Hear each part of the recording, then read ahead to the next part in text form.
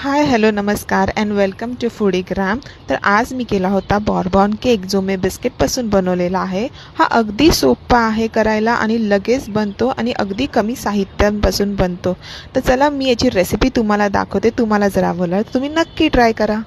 तर केक बनवण्यासाठी मी घेतले होते 2 मोठे बॉर्बन बिस्किटचे पॅकेट्स। आता बॉर्बन बिस्किट हे लहानांपासून मोठ्यांपर्यंत सगळ्यांनाच आवडतात।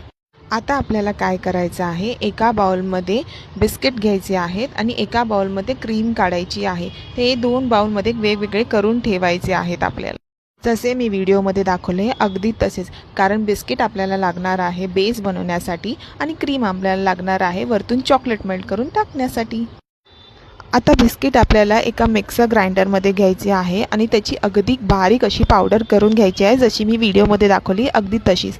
नंतर ती एका बाउलमध्ये काढून घ्यायची आहे। त्याच्यामध्ये थोडंसं दूध घालायचं आहे, ती चांगली फेटून घ्यायची आहे। नंतर एक पूर्ण इनो त्याच्यामध्ये टाकायचा आहे। नंतर थोडंसं दूध परत घालून ती चांगलं फेटून घ्यायचं आहे आणि एकदम एकजीव करून घ्यायचं आहे सगळं।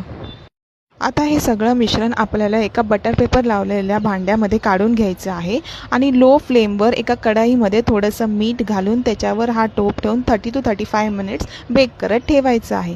दुसऱ्या बाजूला आपल्याला एक बाउल घेतला होता ज्याच्यामध्ये क्रीम काढली होती, त्याच्यात 3-4 डेअरी मिल्क घालून त्याच्यात थोडंसं दूध घालून ते पण बॉइलिंग वॉटरच्या अंडर आपल्याला मेल्ट करून घ्यायची आहे।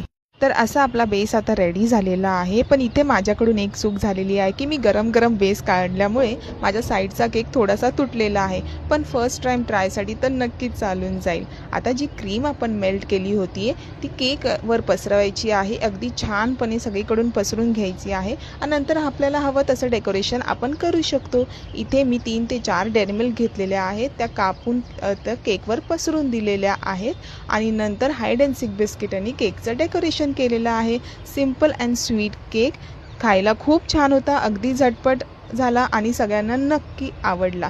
तर तुम्हाला पण जर आवडला असेल तर तुम्ही पण रेसिपी नक्की ट्राय करा and enjoy the cake. Thank you for watching my video.